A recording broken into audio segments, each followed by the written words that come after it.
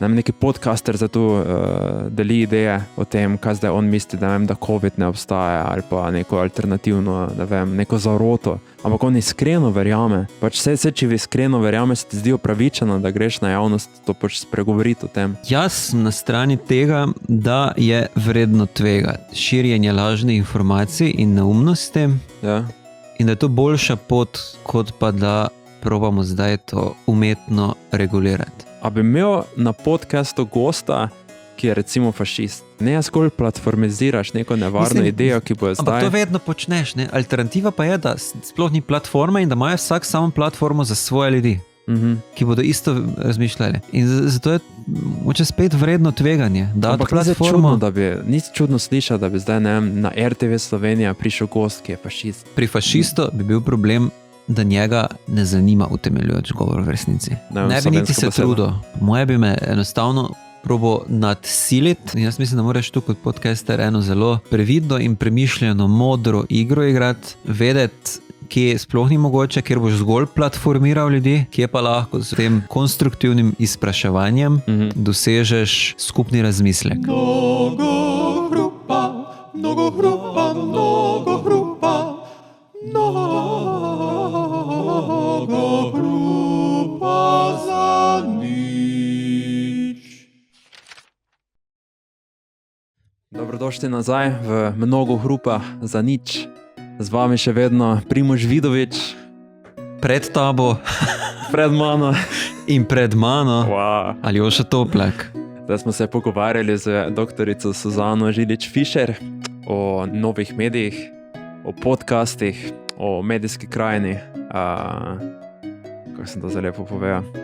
Zdaj pa nadaljevala malo z refleksijami o tem. O medijih, o podcastih, o medijski krajini. Pač zanimivo je zdaj, da res posameznik zdaj stopi pred javnost, lahko vsak.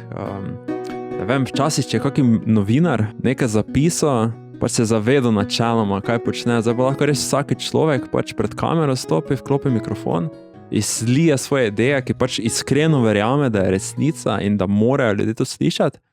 In pač to samo deli, ampak s tem ogromno škode naredi, ker pač nima te samokritičnosti, da bi videl, da so te ideje škodljive. Ker res lahko na enak način za tega človeka, posameznika, mi kaznujemo, kot lahko kaznujemo recimo nekega novinara.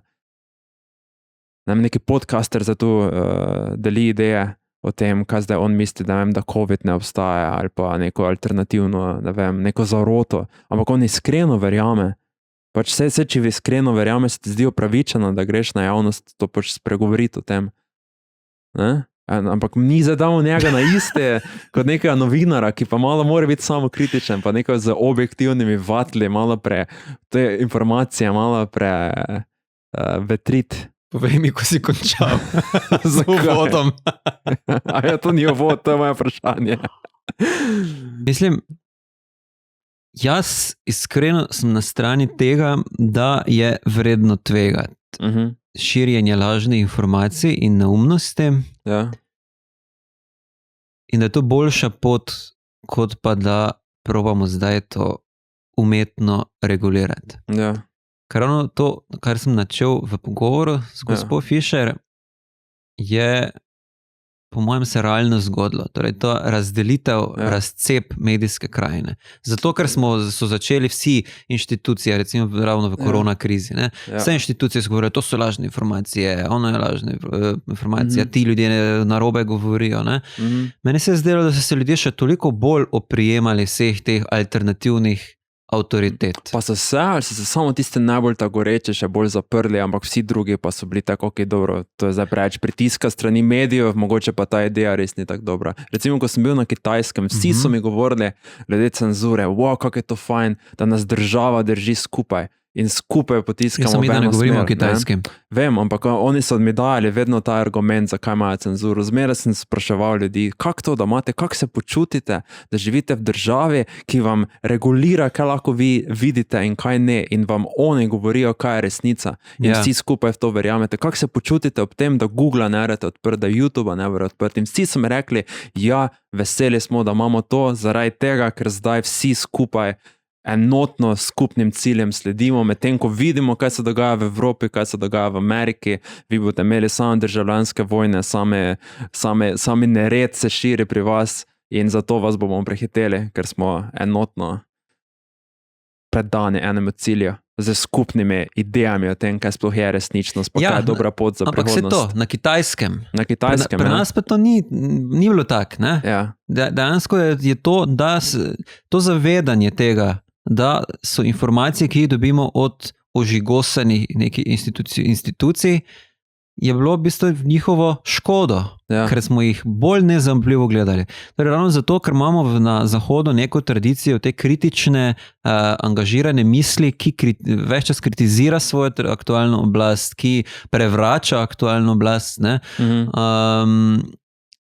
Smo danes malo drugačne položaje kot pa mogoče Kitajci, ki pa so že od konfucianizma naprej pravzaprav bili v čisto nekem drugem odnosu do svoje države, do avtoritet in do informacij, ki jih te avtoritete predajajo. In zato se mi zdi, da pri nas, to je ravno mogoče pač pomembna poanta, ne, da so to različna okolja, ni istega rešitve za vsa okolja. Ampak je pri nas, se moraš na drugačen način soočati z informacije.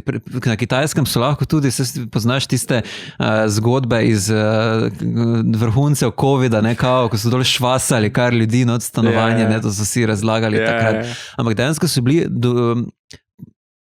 izvedeni drakonski ukrepi za zajezitev korona krize, ki pri nas pa, če nisi smel ne vem, en dan mogoče iti v drugo občino, en teden, je bil to konec sveta, tam nisi smel stanovanja iti ven. Jaz sem to videl na Kitajskem, kako so zasipali kmetje ceste, ki so prišli not v vas, da nič ne mogo priti. Vsi so se samo organizirali za vaške straže in si vsak, ki je prišel not, je mogel odgovarjati, zakaj prije v vas, so se samo angažirali, ne v resnici država, ampak to je zanimiva ta razlika, ko je Periklej v Atenah, ko je bilo v času Peloponeške vojne in potem je imel on nek pogrebni nagovor za padle vojake in je pol govoril o ostalih narodih, ki oni v primerjavi z Atenci, Atenci oni svobodno mislijo, Atenci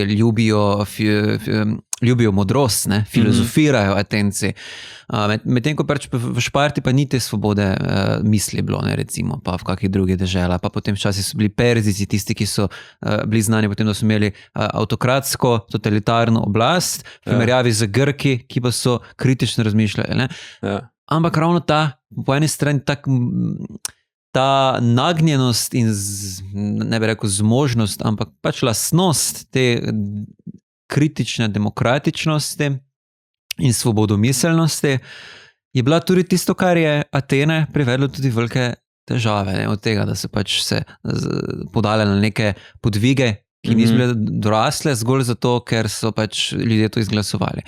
Kakorkoli. In v končni fazi tudi za najrelevantno, to je bil del tega procesa, je bil tudi prihod sofistov, nekih modracev, podcasterjev, torej antičnih Aten, ki so pohajali po tržnici in se tam razgovarjali, oziroma ljudi učili, niso se razgovarjali, ljudi so učili, kak je na stvari, ampak v resnici pa so sami bili zlasti Protagora, so bili relativisti, niso verjeli v neko trdno resnico. V bistvu so vse lahko res ali pa je lahko lažna informacija.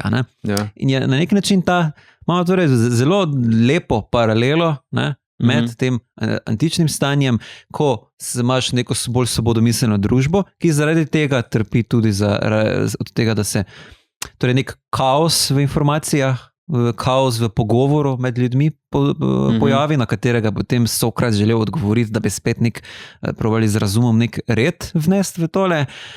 In enako danes, imeli smo neko vrsto institucionaliziranih medijev, za katere smo se recimo tudi v razsvetljenstvu pa v 20. stoletju zavedli, kako so prežeti s politiko, s kapitalom, z čisto parcialnimi interesi recimo nekih strok, cehov, zdravniškega ceha, farmacevtskega in tako naprej. In smo postali zato dvomljivi do te mere, da zdaj rabimo nekoga, ki nam bo med vsemi temi čermi nas naučil navigirati. In ta filozof. Seveda, to je podcast, mnogo hrupa za nič. Ja, filozofski podcast proti sofističnemu podcastu. Tako, to je ta kontrast, ki Ja. ga iščem. No, mislim, na nek način zahecam, ampak vse ne, da je to zdaj smo midva, to je pač najn skromen trud, da bi nekaj prispevala k temu procesu. Ja. Pa jaz mislim, da bi to mogla biti odgovornost vseh, ne? Ja. Ampak kaj mogoče precenjujemo na kjer točki človekov sposobnost, da je objektiven v luči nekih informacij, recimo jaz sem študent filozofije, ne? Doktorski študent, ne? Doktorske filozofije. Hipokratska filozofija. In če jaz vidim, da sem do informacij, mislim, zelo putasto se znam vest včasih, ko kakaj informacije konzumiram, ne? Mislim, a mogoče še od sebe v resnici ne objektivnosti pričakujem, pa kritične distance do vseh informacij, ki jih konzumiram, pa me včasih potem nekaj, ne vem, pozno večer, na pol v spanju, na pol poslušam neke videa na YouTubeu, ko me neke bedarije trosijo in potem tak 5 dni se v to verjamem, pol pa šele za mano pride, ojoj, kaj sem te za to konzumiral, kako sem lahko temu nasel, mogoče mislim, po mojem preveč pričakujemo. Po mojem mislim, to ni nujno cenzura pravo edini vprašanje. Torej, če bi rekla, da preveč vprašujemo, torej ljudje niso mogoče sploh zmožni se soočati s tem in je zato ta kitajski model pravzaprav mogoče boljši za neko zadelovanje neke družbe. Ne? Ja, mogoče je edini način to, da uskladiš družbo, pa ne pustiš, da se razvleče v neko polarizacijo na koncu, da pač omejiš, ker informacije so sploh na voljo. Ja, samo po mojem je problem, da to več ni mogoče. Mislim, da vprašanje, po drugi strani je to, mogoče je ena pot, po kateri bomo šli zdaj tudi, ko se umetna inteligenca, ki bo še to brodanje v tej informacijskem gnoju še toliko težje postalo. Ampak jaz vseeno vztrajam pri tej neki bolj idealistični poti. Mislim, da moramo verovati celo v zmožnost človeka, da uporablja svoj Ja. Čisto kantovsko zdaj, ne? Moramo. Torej ta razsvetljenska misel, da lahko stopimo iz svoje, nedoletnosti, svoje nezrelosti, tako da uporabljamo svoj Jaz mislim, da načeloma večina ljudi to možnost ima. Mislim, da tisto, kar v resnici umanjka, je to, da je ne uporabijo. Da je lažje jo ne uporabiti. Lažje je enostavno scrollati, pa videti naslovnico, ki je kontroverzna, pa ne klikniti na članek, pa pogledati, pa mogoče še preveriti s kakimi drugimi informacijami. Enostavno lažje. Zadnjič sem se ravno dobil z enim kolegom, pa smo se tudi o tem pogovarjali. Ne? On pač ne zanima ga toliko za neko to filozofiranje. Jaz pa sem ga želel izzvati, ampak ravno to, da se posamezniki rečejo, da to se njih ne tiče, da pač on nima časa, ali pa da nima pač interesa zgolj, ne, je v resnici vse en člen v tej verigi členov, iz katerih potem vznikne sodobni družbeni red, za katerega pa se strinjamo, da je v nekem kočljivem položaju glede negotovosti. Zato mislim, da si ne smemo pustiti iti po tej miselnosti, pač ne zmoremo tega. Pa še malo dalje hodiče odvetnik. Kaj pa, če nas glih to ugonobi? Glih ta želja potem, da ta idealizacija človeka ne nam bo uspela.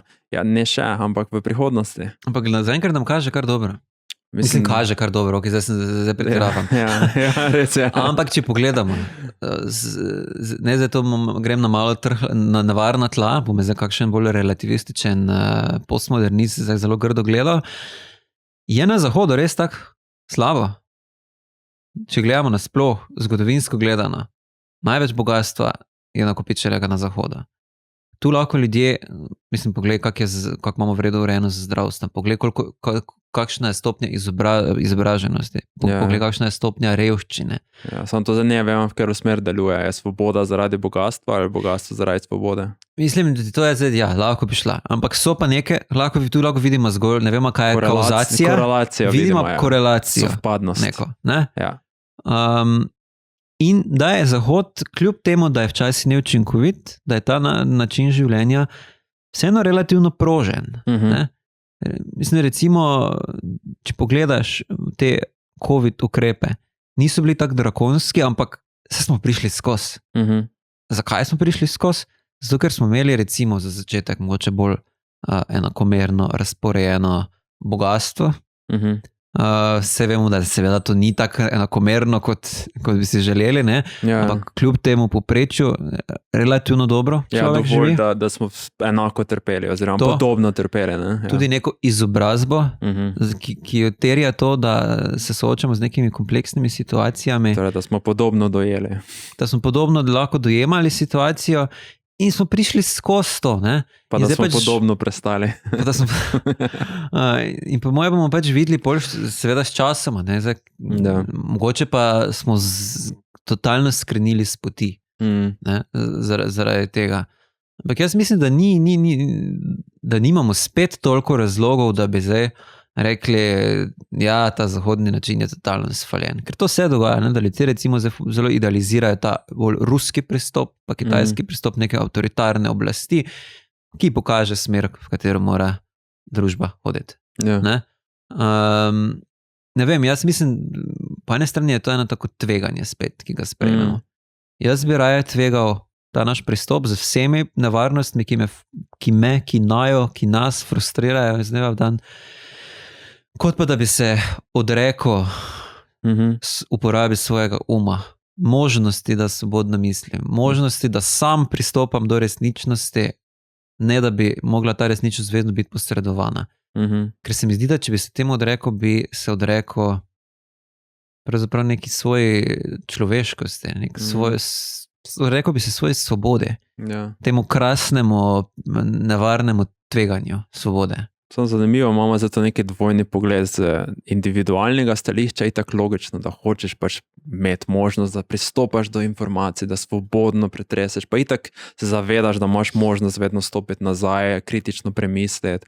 Ampak z družbenega vidika pa je pač tudi malo logično tista druga, ki vidiš, da pa dejansko v praksi ljudje tega ne naredijo. Ja.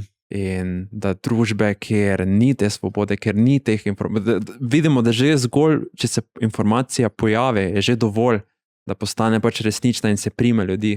Brez argumentov, brez vsega, samo pojaviti se more. Ja. Nekaj, torej, če se pojavi, če imamo sistem, kjer se zdaj pojavi 100, ki dopušča, da se pojavi 100 škodljivih idej, vse se bojo prijele. Pa če bojo popolne baterije. Ni vseeno to smiselno, oziroma logično potem, če gledamo za vidika družbe, da bi hoteli te 100 škodljivih idej, vsaj 50 idej prefiltrirati. Ne? Jaz mislim, da je logično. Logično. Ne vem pa, če je dobro. Mislim, da ni dobro. Ja. Mislim, da je to tveganje, ki nas vodi pač bolj avtoritaren, monološki način življenja, ki v končni fazi pa se zadaj skriva po moje eno še globlje vprašanje. Saj vsak človek bi raje imel gotovost. Recimo, da se sooči s življenjem. Raje bi imel nek stabilen sistem ideologije, stabilen vir informacij v tem svetu, da lahko se na nekaj zanese, ko se sooča spoprijema z vsemi izzivi življenja. Ampak v resnici pa ni vedno dobro imeti, čist praktično gledano. Včasih je boljše imeti tveganje in to odprtost, da si odprt za alternativo. Recimo, če gledamo tehnologijo, s katero se tudi dosti krat soočamo v podcastu, lahko bi vztrajali pri konjih, lahko bi vztrajali pri knjigah, lahko bi vztrajali pri rokopisu, v 15-16 stoletje so se renesančni učenjaki bali, kako se bomo soočili vsemi temi informacijami, zdaj, ko je tisk. Mislim, da to ne gre, tisto je bilo boljše stari način, ko si pač je bilo počasi, pa res preverjeno, ker menih je požegnal ali pa ni. Ampak gled, kaj vse smo si omogočili s tem, da smo bili odprti za to, da pa ne rabi vedno biti tako, kot je bilo. Da tradicija, zdaj pa se navezujemo na prejšnji podcast, na tisti podcast o kulturi. Vse vodi v eno. Vse se povezuje. Torej ta naš trenutni kulturni ustroj, kolikorkoli nam daje neko stabilnost in gotovost lahko, postane v bistvu neučinkovit, če ga ne osvežujemo in prenavljamo. In predpogoj tega, da pa ga sploh lahko osvežujemo in prenavljamo, je to, da tvegamo to isto svobodomiselje, ki lahko vodi tudi v vse te nevarnosti, zaradi katerih potem si zaželimo omejiti svobodo spet. Ampak jaz mislim, da je to tveganje, ki ga je vredno sprejeti. En mislec, ki ga zelo čislam, je rekel, Wittgenstein, je rekel, da filozof je tisti, ali pa kritični mislec, ki mu je v kaosu udobno. Si rekel, da mogoče si upozoril na to bivansko razsežnost tega, da eksistencialistično razsežnost tega, da zdaj smo v nekem polju kontradiktornih informacij. Pač verjetno je res tu neka tako neprijetna, verjetno tako živeti v svobodi, v kraju, kjer se lahko vsak svobodno izraža, ker te non-stop ta gotovost. To je negotov, spremenljiv, ambiguous v angleščini. Torej, ti si non-stop si v nekem trenju v resnici, v takem svetu. Recimo, če si v nekem, kjer je avtoritarnem, tam lepo, sicer si v trenju z sistemom, zaradi svojih individualnih nekih razlik, ampak vsaj ti ne je nihče tak čist bivansko, torej osnovna ideja tega, kako bi naj življenje živel, recimo pod vprašaj postavlja. Kot Gartner, primer, verjameš, da te bo COVID, ti bo, ne vem, dobesedno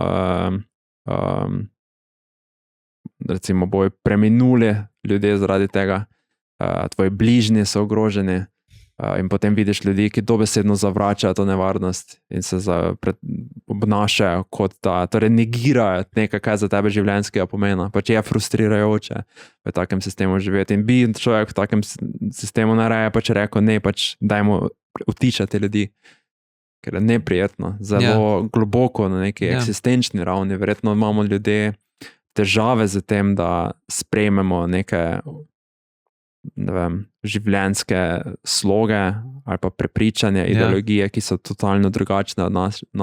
Se to si ti zdaj izkušal tudi v končni fazi v Iranu, ne? Recimo, ko si ženske želijo se osvoboditi teh pokrival, ne?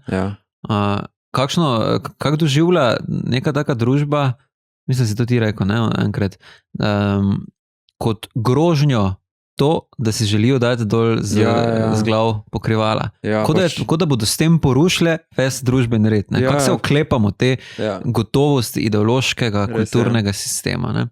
Pa sem to prav videl, kako pač za grozo so gledali ene ženske, pač to moje prijateljice, ki so tako malo po zahodni modi, pa to, ko smo šli ven za Tehrana, pač prav zgroženi pogledi so bili. Ne vem, tudi... Tako da po eni strani jaz vseeno bi tvegal to svobodo. Samo je pa res, ne, tako kot smo zdaj se tudi z gospod Fischer pogovarjali, da je tu nastane kup nekih problemov, ne, če gremo po tej poti kritične želje po kritični misli, če tvegamo kritično mišljenje in dovolimo, da vznikajo podcasti, da torej izmed državljanov stopajo v ospredje posamezniki z mnenje in jih potem prostodušno razlagajo. Samo ne vem zdaj nujno, či je dobra rešitev to, da zdaj država skuša nekako to regulirati. Jaz mislim, da je odgovornost na njih in na poslušalcih. Na podcasterju in njegovih poslušalcih. Tako. Ali njenih. Ali njeni. Čeprav Slovenija bolj njegovih, oziroma nasploh podcasterji so bolj... Mislim, da je nekaj tudi. Ne, saj je, samo pač je to bolj neka, to je ta kliše dveh pelih moških, da ima podcast narediti, no, kje smo. Ok, mogoče to, kar si prej rekel, je dobro ozavestiti, to torej je neka taka bolj bivanska, recimo tak neodobje v tem, da mi dopustimo ljudem, da kar govorijo, kar je, in dobro je to ozavestiti, ker to ni pravi razlog, zakaj bi ljudje utišali, pač to je zelo nekaj, kar bi moral kritičen človek preseči, se naučiti, da bi mu bilo udobno v kaosu in negotovosti. Mislim, v končni fazi otrok, ko se rodi, je prestrašen. Nastopijoče. samo non-stop joče, pa ne moreš ga samega positi, rabi starše, da mu dajo stabilnost, da mu dajo varnost. Še dolgo rabi, ne? To smo še ljudje slavni in neslavni potem, kako dolgo rabimo, da smo sploh funkcionalna bitja, ne? Ki ne bodo shirala. Ne? Cilj starša, cilj vzgoje na neki način je, da opremiš otroka, da bo lahko vstopil v ta svet, ki se mu sprva zdi negotov, da bo zdaj lahko vstopil in se soočil z tem svetom. Ja, sam brez neke zunanje avtoritete. Brez nekih, brez da ga nekdo za roko drži, brez da gre na informativni dan z starši. Skratka, ne, in vidimo na taki čist vsakdanji življenjski ravni, da tudi tu sprejemamo to tveganje. Tvegaš, enkrat gre tvoj otrok sam na počitnice, potem gre sam na potovanje, na šolo v naravi in se sooča z to, z neprijetno negotovostjo verjetno, ne? Greš študirati, se preseli v drug kraj. To so vse situacije, kjer tvegaš svobodo, daš svobodo, v upanje na to, da se bo človek lahko soočil s tem in da bo njegovo življenje, zato ker si jim omogočil svobodo, da ga nisi doma držal na tisti eni kmetiji, tako kot je včasih bilo, in se to iz roda v rod so vsi samo delali na kmetiji, vsaka alternativna želja je bila preganjana, da bo bogatejše življenje imel in da bo potem bogatejše življenje družbe zaradi tega. No, samo kaj pa se naredimo glede sofistov? Ja, se to. Kaj narediti recimo glede škodljivih podcasterjev? Škodljivi v bistvu... Kaj ga sploh naredi škodljivega v končni fazi? Kaj je škodljivi podcast? Ne? Ker mislim, da tudi tu še ne vemo točno, kaj si misli. Mogoče smo mi dva škodljivi podcast. Recimo, če si zdaj privoščim tudi to je čisto mogoče, če nič drugega škodljivo za porabo časa, glede poslušalcev. Ne, da me božno zaspi. Recimo, če vzamemo za en čist konkreten primer, Klemna Selakoviča, ki ga bova tudi, s katerim se bova pogovarjali v okviru projekta Spinit in v okviru najnega podcasta, je imel zelo raznolike goste. Tudi goste, ki, recimo nedavno je bil Janez Janša v gosti. Ne? Potem so bili tudi kakšne druge osebe, ki imajo v družbi nek mogoče sumljiv sloves. Me zelo zanima, na kak način bo Klemen to zagovarjal, ne? Ampak si predstavljam, da je pač v interesu neke svobode govora, da vsak pove svoje in potem iz tega nastane tisti neki pogovor. Ampak zdaj pač recimo zlasti v tujini je pa bolj ta misel, ne smeš mu dati platforme takemu človeku, ki govori zmotne stvari. Kaj je za v resnici boljše? To, da mu damo platformo, da lahko pove svoje in potem ga popluvajo v komentarjih ali pa začne idolizirati? Ja, se to, ja. Kaj je potem takem tudi odgovornost podcastera, ne? Mora podcaster zgolj ga poslušati in slediti ali na njem, da preveri njegove informacije in ga sooči s tem? Ja, ne, verjetno ga mora soočiti pa polemizirati. Verjetno je to odgovornost podcasterja, da se spostavi da kritično pretresa svojega sogovornika, ne? Ampak... Nekaj pa če vabi zgolj take sogovornika, ki se ujemajo z njegovo ideologijo in niti nima kaj kritično pretresati. Ja. Mislim, že v izbiri potem, to pa druga stvar, pa tudi v izbiri, ne, vse konc konca, kaj pa če ti povabiš človeka, ki ima škodljive, recimo neke, ali pa neke prepričane, ki sam misliš, da so škodljiva in jih zdaj hočeš ti ovreči z nekimi argumenti. Ne, vprašanje, verjetno narediš s tem nekaj dobrega, če ti uspe. Ja, če ti uspe, ja. Če ti uspe, ampak se mi zdi, da je res tako enoznačno. Ja, ampak je res tako enoznačno, tudi če ti uspe, ne, na koncu samo ljudi reče, veš kaj je to ta ideja, ki je ta trošil, ta tvoj gost, so mi super, super se zdaj sovpadajo za tem, kaj zdaj hočem verjeti. Neke bluzi. Ja, kaj za ta podcaster neke bluzi, bla, bla, bla, sploh ga prav ne posluša in preprosto dol potegne to ideologija tega gosta, ki je v neki specifični življenjski situaciji, pač zdaj prišla prav. So frustrirani v službi in zdaj pride neki človek, ki govori, da manjšine so vsega krive, bla, bla, bla, in zdaj rečeš, veš kaj, to pa je za tako fajn. To je za tako fajn. Po mojem je potem takem tu na podcasterju, da izboljša svojo tehniko. Jaz mislim, da ideal, ki ga tudi mi dva želimo v prihodnosti nekako prakticirati, da zastavljaš tako vprašanje, da si tak proaktiven kot sogovornik, da ne da zdaj ti pljuvaš pogosto, če se ne strinjaš z njim, pa da ga napadaš, ampak da zgolj razvijaš to misel. Vzamemo, da je ok, ja, daj neko svojo teorijo zarote na mizo, zdaj pa to dajmo skupaj pretehtati. Ja. Lahko medva to tak, recimo zdaj razmišljam. Ne, ampak tudi mislim, že načeloma, a lahko to, a bi imel na podcastu gosta, ki je recimo fašist? Vse so jih imeli, ne? Mislim, se pač to pogosto je tak, ne? Da neke take kočljive goste povabi. Vse to je pač, ja. Ne, recimo ta znani podcaster Lex Luthorman je zdaj imel nazadnje podcast z Zelenskim, pa mislim, da, zdaj ne vem, če je imel za Putinom, ampak načeloma, predpostavimo, da je imel za Putinom. Ja. Ni se s tem dal platformo ja, no vse to, ne? Ideologiji svojega sogovornika in sploh nima družbene moči v resnici. V resnici se je postavil zelo podrejeni položaj, ker se sogovornikom se mu ne more kritično oporekati v obraz z enake. Mislim, nima kontrole v resnici. Ja, mislim, če dejansko nima kontrole. Potem ni, ja. Potem je brez veze si izbral takega gosta.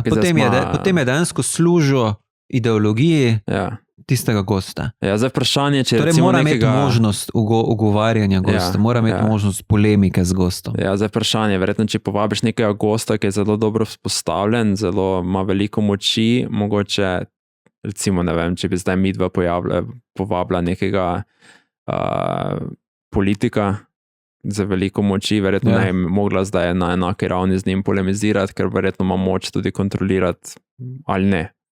Kaj ti gre v javnost? Mislim, po mojem je to veščina, ki jo je zelo težko razviti. Ja. Ne nazadnje, tudi niti ne rabi biti posebej politično mogočen človek, lahko je čisto pač eden od nas, pa je mogoče retorično bolj vešč, ali pa je vajen bolj govora in tako naprej. In hitro prevzame zdominira pogovor, konc konca, ja. In je to, pa se to imamo situacijo med prijatelji, da imaš ljudi, ki so bolj zgovorni in te hitro zdominirajo.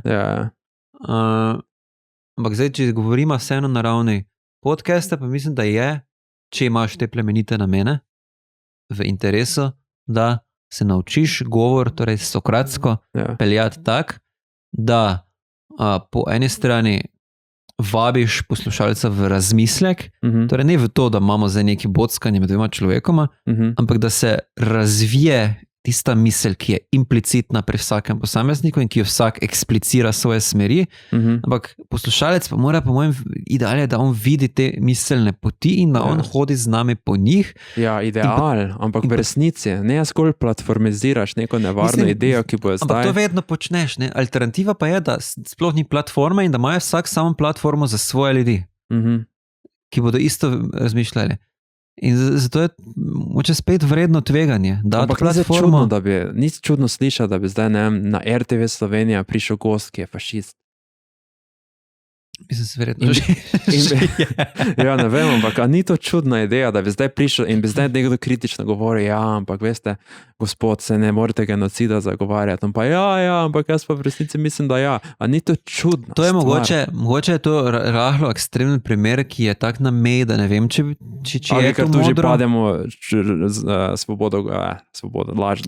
sovražni govor. Po moje tu že pridemo na rob sovražnega govora, ampak če vseeno recimo, da je malo manj skrajne ideje, da ne zdaj prija genocida tja zagovarjati. Težava, ki jaz vidim vedno znova pri teh intervjujih, damo recimo zdaj na nacionalke vzetje, pa tudi pri raznih soočenjih različnih pogledov, tam ni nobenega dialoga, tam ni razvijanja misli, tam so podajanja izjav. In potem novinar reče, daj mi izjavo na to, in on mu da izjavo, in pol oni da izjavo na ono, ampak to ni dejanski pogovor. Ničesar ne razvijajo, ne pokažejo svojega razmišljanja, ne razmišljajo, oni samo izjave dajo, ki so se po možnosti PR-ovsko izmojstrili s pomočjo nekih strokovnjakov. Hkrati pa novinar nima časa, pa tudi zaradi vseh teh ekonomskih vidikov. Pa vsi ima svoje agende, v bistvu. Vsi ima svoje agende. Prideš tja, zagovarjati neko namen, ne raziskovati. In meni se zdi, da je to glih ključno, da recimo, da zdaj pride nekdo z rahlo skrajnimi stališči. Naj mi razloži, zakaj ima zdaj ta skrajna stališča in potem naj odgovarja na moje podvprašanja. Mene zanima me, daj razvij mi to, zakaj bi zdaj jaz, ne vem, kaj bi se neko tako stališče zbrala, ki je relativno... Ja, recimo, ne vem, da se COVID ni zgodil. Ja. Prije nekdo razlagati, ne? Ja. Pač dobro, ki daj zdaj povem, na podlagi česa mi to zdaj govoriš. Kje si ti videl? Tam si dobil informacijo. Ne, daj pokaži mi to informacijo, da zdaj vidimo, pa si skupaj poglejmo te informacije, moram prevetriti. In potem mogoče videla, mogoče si ti to informacijo samo da je hitro prebral. Mogoče samo naslov prebral. Veš, to je tako ponavadi, da ta človek ima ful načitanih nekih informacij, ki zdaj ti nereš tu kar preveriti sproti.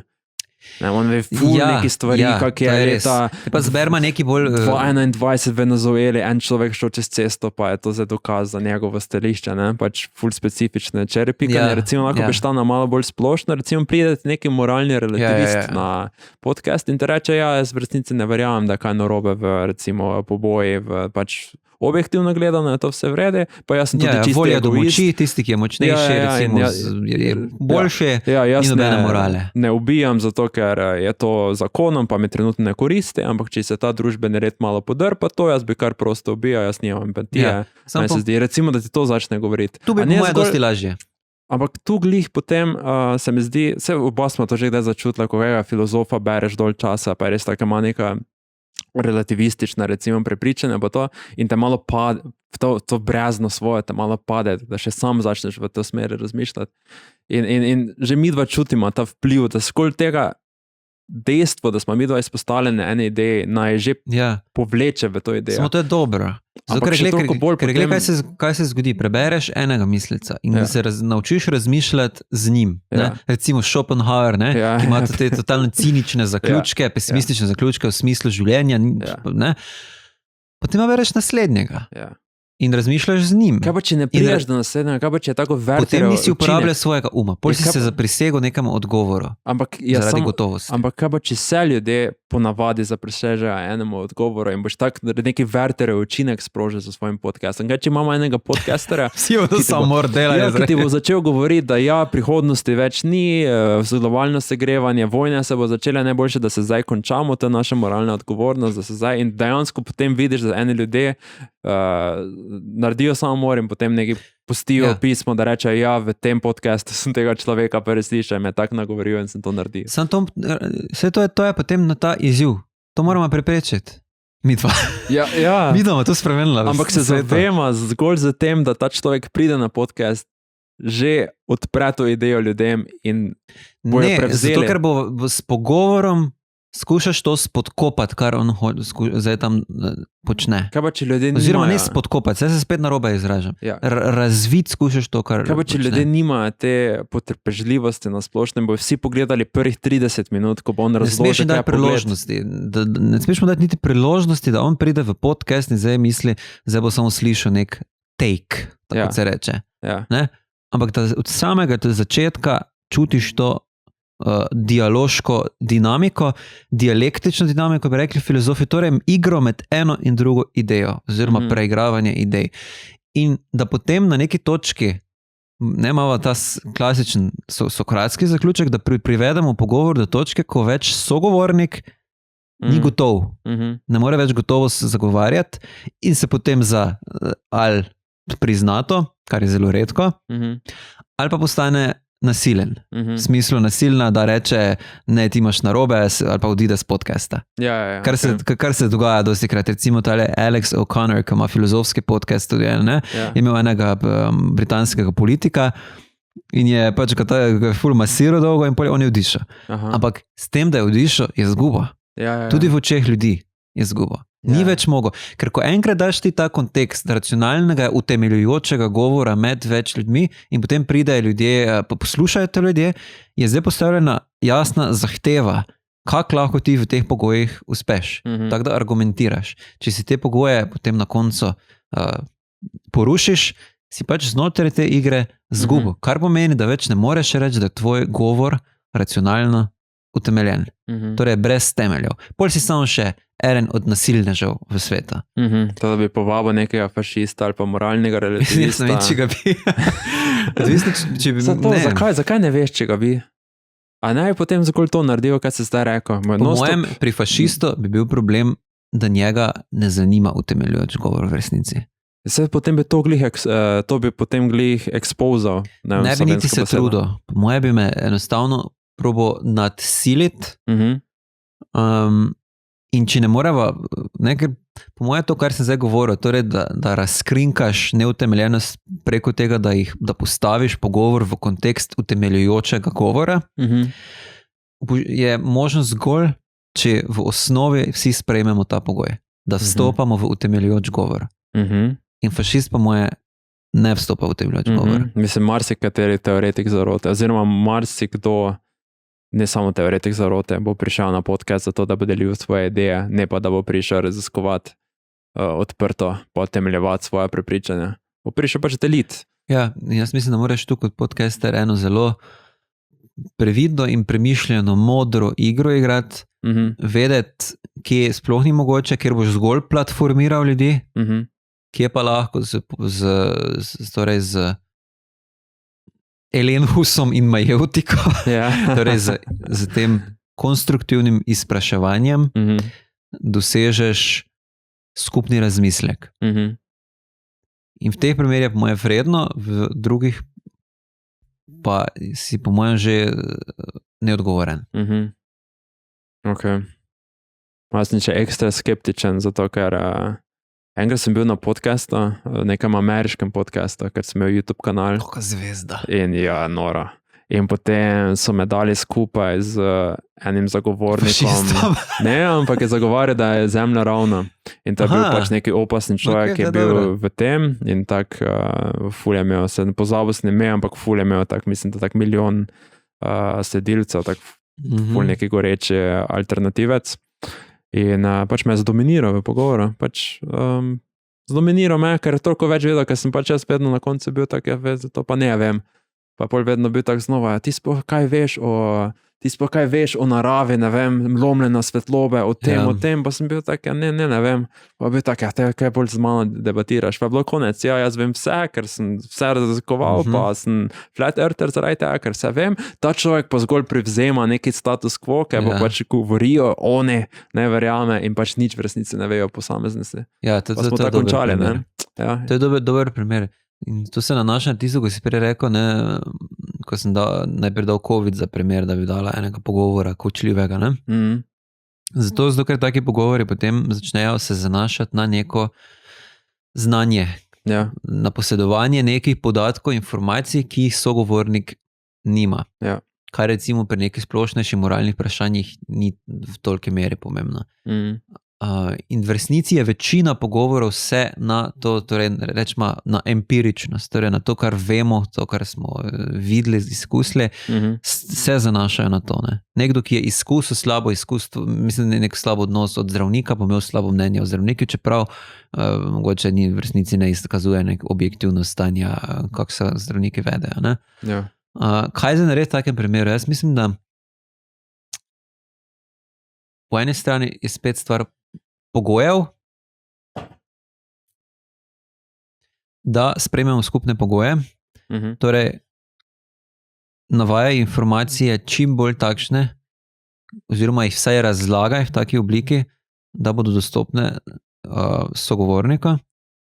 Kolikor pa to ni mogoče, pa mislim, da druga varianta, kot to, da enostavno predloži svoje dokaze, svoje dokazno gradivo, ni. Ok, ja, praviš, da se svetloba lomi, razloži mi. In gremo dalje. In še mi razlaga. In hočem res razumeti do dna fizike. Jaz sem prepričan, da bo hitreje, kot si misliva in misli on, se predal. Rekel bo, gledaj, če pa to nič ne veš, pol pa pač ne moramo se pogovarjati. Ampak takrat je spet zgubil pogovor. Ni več bil pripravljen na utemeljujoč racionalen pogovor, ampak se je zanesel na iracionalno avtoriteto, ki je ne more dokazati in predložiti. Ja, ok, ta dobra je, v bistvu. Ja, v bistvu potem je res tako, naloga... da bi z vernikom bila, ne? Tako, da bi se pogovarjala z vernikom. Ne? Aha, ja. Stopimo zdaj pogovor, ne vem, o obstoju Boga ali pa kakorkoli, ne? In jaz počutim, da razložim, zakaj misliš, da Bog obstaja, da Bog obstaja, da sta bila Adam pa Eva, pa tak, ne. Pa na neki točki meni reče v tem racionalnem pogovoru, kjer smo rekli, da bomo uporabljali svoje ume, da bova probala relativno logično razmišljati, tako da stvari sledijo ena iz druge in da imamo da so nekje utemeljene v neki skupni osnovi. On pa reče, tako piše Svetem pismo. Pol on lahko veruje, ne more pa tega racionalno argumentirati. Kar pomeni, da znotraj pogoja racionalnega pogovora je pač spet vse predal. Kaj pa naredimo, če se njemu Jezus prikazal, tebi pa ne? Veš, bolj je neka taka epistemska razlika. Se vse to lahko, v končni fazi lahko to sprememo, samo ne moremo pa mu dati priznanja, da je v tem racionalen. Ja. Kar mogoče ne, on je lahko. Ne more biti, zato ker se zanaša na iracionalen vir spoznanja. Kaj, če sem jaz dobesedno Jezusa videl, pa me je govoril vse. Ampak tvoje empirično izkustvo ni racionalno. Recimo, če jaz tebe vidim, da si tam ukradel za torbice. Epistemologijo šla. Mama še eno uro.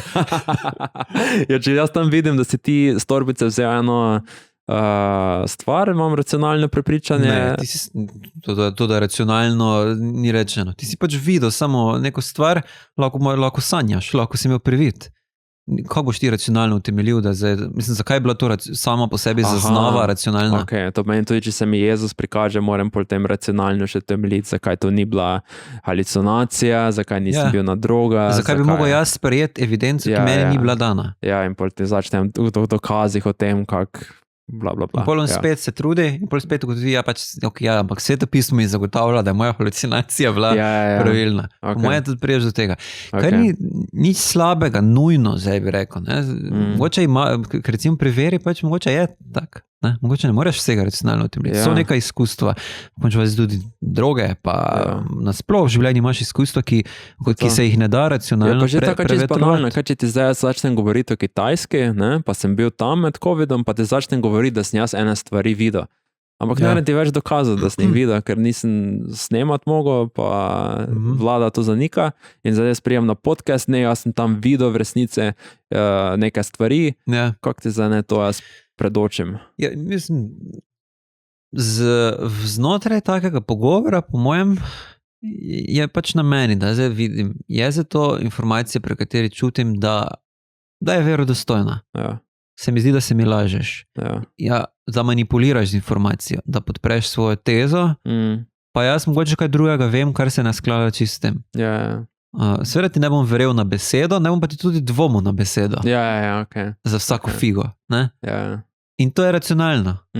Torej, da uporabljam svoj ni vse res vedno, zakaj bi bilo vse neresnično, oziroma je racionalno verjeti, da je vse neresnično. Skepticizem, tako kot je David Hume padel v filozofski delirij zaradi tega, ker je začel dvomiti v eksistenco česarkoli. Ampak jaz mislim, da ta poza radikalnega, absolutnega skepticizma, dvoma v karkoli, ni racionalna. Pač verjameš oziroma zaprisežeš oziroma postaviš se za neko tezo, ki je ne moreš nič bolj racionalno argumentirati, kot pa lahko nekdo, ki pa se zanaša vse na neko čutno evidenco. Ok, teda če zdaj počasi vrepama up, kaj bi bila taka lepa slovenska beseda za to? Sklenema, strnema, če gremo še iskat, sešijema, zmečeva na kup, zmečema, zarolama, zaključima, finiširama. Klina slovenska. Vse tako si mislil samo bolj, da se zdaj vrnemo, kot tisti osrednji niti najnega pogovora, torej načeloma torej sam deplatformizacije ne vidiš kot neko rešitev, ampak je treba platformirati vsa stališča in jih potem za neko kritično... Upočasni se. Ne nujno vsa. Ne nujno vsa. Sprejemljivo se mi zdi dajati platformo ljudem, pri katerih lahko računaš na neko zmerno, razumno utemeljevanje. Ja, ok. Ker to ni mogoče, je zgolj stvar retorične veščine in moči. In v tistih primerih mislim, da je pogovor v bistvu nesmisel. Ne? Okay. Ker ni pogovor, kaj je monolog. Kaj potem s temi ljudmi, zelo retorično veščimi ljudmi, ki pa niso pripravljeni zagovarjati svoje stališče? Torej, zdaj ne fašisti, ampak samo retorično veščimi. Recimo, ja. Recimo jih ne povabiš na podcast. Kaj pa potem, če imajo svoj YouTube kanal, pa tam širijo svoje ideje, pa imajo po 100,000 ogledov v Sloveniji, recimo. Vdreš v njihov podcast. To je bila dobra fora, da bi veš, nekdo bi snemal svoje podcaste in pol bi kar midva prišla not. Sredka, zamore, postavimo mikrofone, Zoom, začnemo snemati. Cena v sceni, ne? Da vstopimo. To pa je mogoče problem, ne? Smo to dober problem odprla, ne? Da podcasti po eni strani odpirajo prostor, po drugi strani v resnici so privatni. V resnici je to neka privatna stvar, ki pa, če pogledamo antični podcast, Sokratov podcast, ne, je pa bil na tržnici. Kdorkoli od belih moških, ki so bili državljani, je bil kadarkoli lahko tarča in sogovornik Sokrata. In zato je mogoče vseeno, dobro, podcast je en način, mogoče pa je treba še bolj vstopiti v življenje, iti do ljudi, pa se z njimi pogovarjati. In tudi to smo mi probali začeti s sogovore, ko smo se na temo eutanazije, v kateri lahko tudi podcast poslušate. Prva epizoda podcasta je bila o eutanaziji, začela smo z dobro smrtjo. Torej sogovori so bili ena taka iniciativa mala na Ptuju, ker smo povabili ljudi k odprtemu pogovoru v krogu o raznih filozofskih, družbeno relevantnih temah, ne filozofskih, ampak se to pozivam k nekim utemeljevanjem. In ti pogovori so bili, mislim, jaz sem takrat sicer bil mogoče malo v prvih urah razburjen, ker se mi je zdelo, da ljudje pridejo na tak pogovor, čeprav rečeš, da je mišljeno, da raziskujemo ideje, ampak vsak pride svojo idejo, točno to, o čemer se pogovarjamo več čas. Ne? Jaz pa sem si tisti par tednov pred tem sem se namenoma želel soočiti z čim več različnimi pozicijami, zagovore in ugovore. Čeprav sem imel, moram priznati seveda, da sem imel neko svojo lastno držo in svojo naklonjenost na eno ali drugo stran. Ne?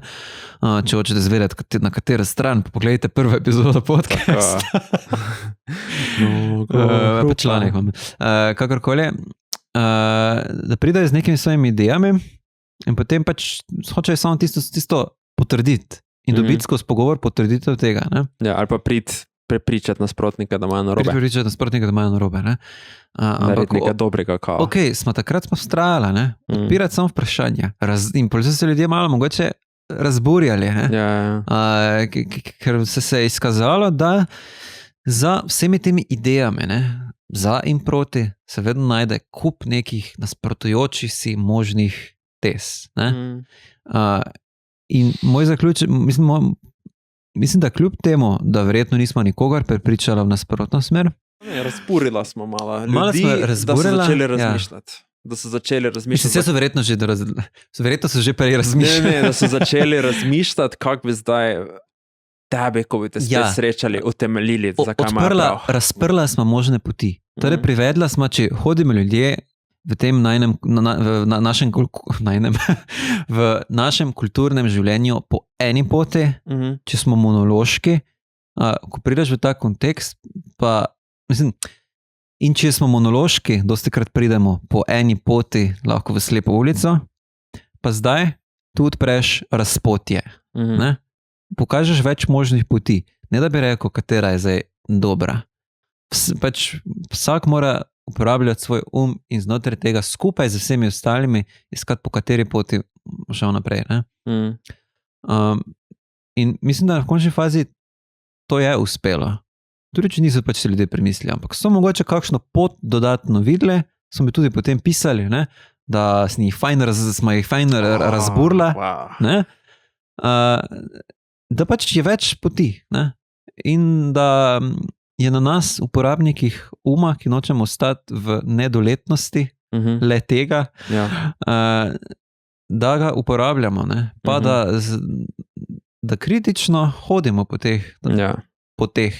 To Ne smo pa, mi. da si izberemo eno. To smo mi, kaj pa ostali, kaj pa tisti, ki gledajo podcast enega človeka, ki sploh ne igra te igre, ampak igra neko retorično igro in neko huskaštvo in jim je to čisto udobno in z veseljem to gledajo. Recimo, kaj s temi ljudmi, ne? To je potem argument za deplatformizacijo teh ljudi, ki širijo ideje, ki pač sploh ne rabijo dobenih utemeljitve, pač samo sovraštvo širiš, pa hujskaš ljudi, pa vse vidimo to pač, da se to v veliki meri dogaja, sploh kaj rabi neki tam voditelj, neke oddaje na neki čudni televiziji, argumente, Ja. samo vpliva. Jaz mislim, da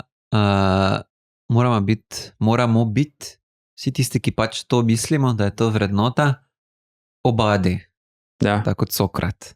ja, In vstopati v te mehurčke in vstopati v pogovore z njimi in izpraševati, terjati utemeljitve, terjati mišljenje. Ni dobro, da včasih to ni mogoče več. Ampak to pa je, po mojem, spet se navezujemo na tisto, kar smo se prej z gospod Fischerjevo pogovarjali, ko sem jaz rekel, da če institucionalno posegaš v medijsko krajino, tvegaš, da se razcepi. In točno to mislim, da se je zgodilo. Torej, zdaj imaš mehurčke. En podcast, drugi podcast, tretji podcast. Njih povezujejo neke bolj socialne vezi in ne toliko več institucionalne vezi. Mislim, da te mehurčke neko obliko je treba najti, da bodo ti mehurčki popokane. Da bo nek javni prostor. To smo se v rubriki Filozofska posvetovalnica smo o tem govorili. Da bo nek javni prostor, ki bo omogočal, spodbujal, spostavljal pogoje za to, da se ljudje tam srečujejo in drug drugega podvržejo pogojem racionalnega, utemeljujočega pogovora. Tega pa ni. In to se, mislim, jaz tega nikjer ne vidim, ne. Recimo, če gledamo vsa te vprašanja družbena, zdaj, ko so bila eutanazija. Mislim, včasih je bil Twitter malo, ali? Ja, Twitter je bil, ne, ampak viš, kam je zdaj šlo to, ne. Ja. Zdaj šlo v neko politično smer. Na Facebooku tu pa tam vse kaj zgodi, ampak... Tam so včasih bili ti mehurčki neki Facebook skupin, ki se dejansko pa neki razumni diskurs nasledoval, ampak... Spomnimo se forumov. Ne, jaz se več ne spomnim. Ti se ne spomniš? No ja, tako je. 1 leto mlajši samo. Ja, zdaj se spremenilo v enem letu. Jaz sem taki boomer, ali kaj? Ja, ne, se spomnim, pa se še zdaj. Jaz sem celo svoje otroštvo preživel na forumih in tam, to je dejansko so bili javni, recimo tudi, samo prednost forumov je bila, da so dali prednost daljši komunikaciji. Da se je v bistvu preganjalo, bilo je proti pravilom, če si imel prekratke odgovore in so ti moderatorji so ti zbrisali. Ne? In tam si imel teme, prijavil si se na forum, registriral na forum in so bile teme in so se vsi not vključili v te teme. To je mogoče bilo še najbližje temu, ker družabna omrežja pa so začela zaradi teh algoritmov, zaradi kratkosti sporočil, vedno bolj težiti k nekemu tweetanju. Ja. Skratka, tako ti je rekel Dan podjet v epizodi podcasta Mnogo hrupa za nič. Mnogo hrupa. Kakšen bo človek prihodnosti. V glavnem, kako je rekel, ne, da je začel v svojem vsakdanjem življenju tweetati. Pogovarjati se z ljudmi z tweeti. Ja. In to po mojem ni dober model. Jaz mislim, da je treba iti, da je nujno da gremo nazaj v svet. Ker enostavno ta tehnološki model, čeprav je lep v idealu ta velika tržnica idej na svetovni ravni, praksi enostavno ima neke tendence, ki onemogočajo ta kritični pogovor, da pol na koncu ostane samo nek dialog med mehurčki, ne pa dejansko med ljudmi. Če že sploh nastane. Ne? Ja. In ko pa se srečaš živo z ljudmi, s svojimi lokalnimi ljudmi, v končni fazi, s katerimi se poznaš, s katerimi si prijatelj in se z njimi pogovarjaš. Pa to je en taki neposreden človeški stik, ki ga je v končni fazi Platon v Phaedrusu zagovarjal. Da to je tisti pogovor, kjer drug od drugega lahko najbolj zahtevaš utemeljitve in to je tisti govor potem, ki se, tako pravi Sokrat, ne kotali kar vse posod naokrog in ljudje ne znajo, ne vejo z njim, kaj delati, en se ga tako prime, en drugače, in ne more se zagovarjati. Ne? Ja. Medtem ko tu, tako kot se mi da zdaj pogovarjamo, me ti kadarkoli lahko ustaviš, če jaz ne govorim preveč predolgo, in zahtevaš, da zagovarjam svojo idejo. In enako obratno. Ja. Jaz mislim, da mogoče to zdaj ni rešitev za vse družbene probleme, je pa po mojem to Korak minimalni v pravo pogoj, smer. Ja, minimalni pogoj. da gremo lahko kakršnokoli smer, ki je združljiva z našo racionalnostjo in na koncu koncev tudi človeško svobodo. Na tej točki naj omenim sponzorja današnje epizode, oziroma pokrovitelja in mecena. Meceni in pokrovitelji. Če ima kjer gledalec, če se kdaj počuti, kot da ne ve več, če je v resničnosti ali sanja, in se mu zdi pač ves svet dvomljiv in negotov, in več ne ve, kaj je res in kaj ne, ima René Descartes. Eno knjigo je pravkar izšla. Eno knjigo pravkar izšla. Koliko let? 400 nekje nedavno. Ja, ker v 6 korakih pozdravi vaš dvom z revolucionarno tehnologijo, ker ti pokažejo ti pečat v tvoji duši, ki ga je Bog pustil, in Bog je ful dober, pa nikoli ne bi te zavajal. Ja. Če vidiš stvari jasno in razločno, razen če jih ne vidiš jasno, pol pa te malo zavaja z nekaj razloga. No, po drugi strani, če pa se gledalcem slučajno zdijo njihova prepričanja preveč gotova in se jim zdi, da je na svetu vse preveč malo ziher, pa si lahko preberete pri Davidu Humeu, spet eno nedavno delo, mislim, da 200-250 let nazaj, v katerem postavi pod vprašaj celo našo resničnost. Ja, torej je že za dobiti v knjigarni ali še ne, ali še čakamo? Mislim, da se dejansko v slovenščini ne da dobiti. To lahko berete zgolj v izvirniku, ampak se res splača, ne? Ker če nisi depresiven predtem, pa dvomljiv potem vsekakor padeš v filozofski delirij. Shout out to René Descartes. Meceni in pokrovitelji. Zahvalila bi se znanstveno-raziskovalnemu središču Bistra, da so lahko sodelovala v projektu Spinit in raziskovala ta fenomen podcastov v 21. stoletju. Potem bi se zahvalila Feriju, fakulteti za elektro, računalniško in informatiko. Fakulteti za elektrotehniko, računalništvo in informatiko. Da smo lahko v njihovih prostorih snemala tale podcast z gostjo doktorico Suzano Žilič-Fišer, ki se ji prav tako zahvaljujemo, da je delila z nama svoje razmisleke o sodobni medijski krajini, ki smo je za midva probala malo tudi še poreflektirati, mislim, da razviti kakšne miselne poti. Mogoče smo komu kakšno pot odprla, mogoče pa je bilo to spet zgolj mnogo hrupa. Za nič. Za nič. Še enkrat reči za nič. Bolj jasno. Za nič. Okay. Za nič. Mnogo hrupa, mnogo hrupa, mnogo